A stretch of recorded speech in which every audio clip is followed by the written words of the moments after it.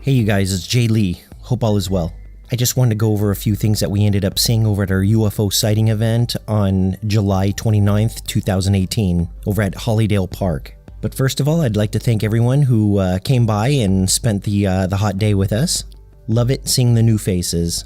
I want to thank Fausto Perez, William Rawling, and Jim Martin for getting up and sharing their perspective on UFO communication. These guys are just fantastic.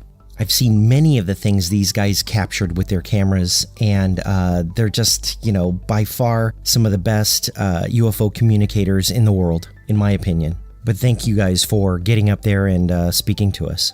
I want to thank Charles for helping me co-pilot my telescope, and thank you, John Graff, for taking some fantastic pictures. And like I said, I think the new people are fantastic. They really helped out, and I'm hoping they were able to see something on this day. There really wasn't as many as I expected. Last time we were at Hollydale Park, we saw about 60 objects. This day, I think we saw anywhere from maybe 10 to 12, 10 to 15, something like that. So not as many for some reason. We still have to kind of try to figure that one out. But no, it was just,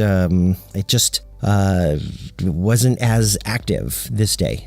But also, I think we're a little bit spoiled. This first one I call Papulo-helminth Argentatus. This is a silvery worm with bumps.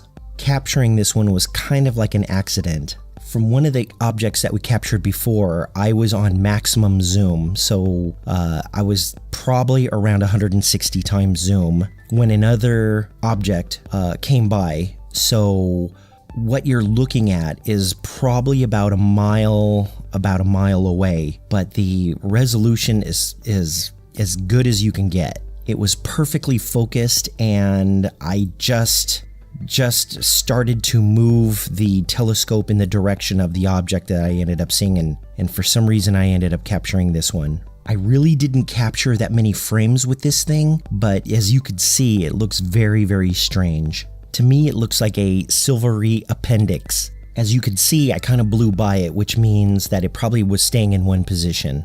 I'm just glad that Charles was able to push the record button before I started to hone in on the object that I did end up seeing in the sky. Just incredible.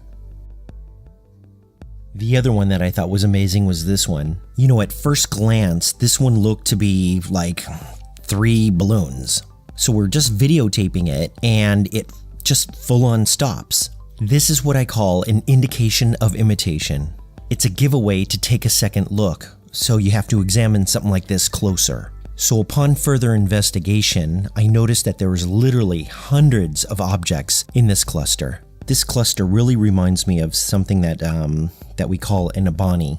The typical Ebony is elongated and has a lot of objects within its body, but it's string-like, so it's by length and not by cluster. I also noticed that this one had a little bit of a tail. This isn't very uncommon for these atmospheric anomalies. Typically, they've developed this ability in order to fake out their predators, kind of like an insect that looks like a leaf or a stick. You'd also have to ask, why would anybody want to put something like this together, and release it and have it come within a mile and a half of our location on our particular date, time, and place? It's just silly. Is it possible? Yes. Is it probable? No way. Would you be able to see something like this a mile or two down the road? Is this just a coincidence? And I say no. This is just another one of those improbabilities. People have to keep in mind that UFOs may look different from what they expect. Anyway, please join LA UFO channel on meetup.com, and please come join us at one of our UFO sighting events and see UFOs with your own eyes. Hope you guys have a good day, and I'll see you guys next time.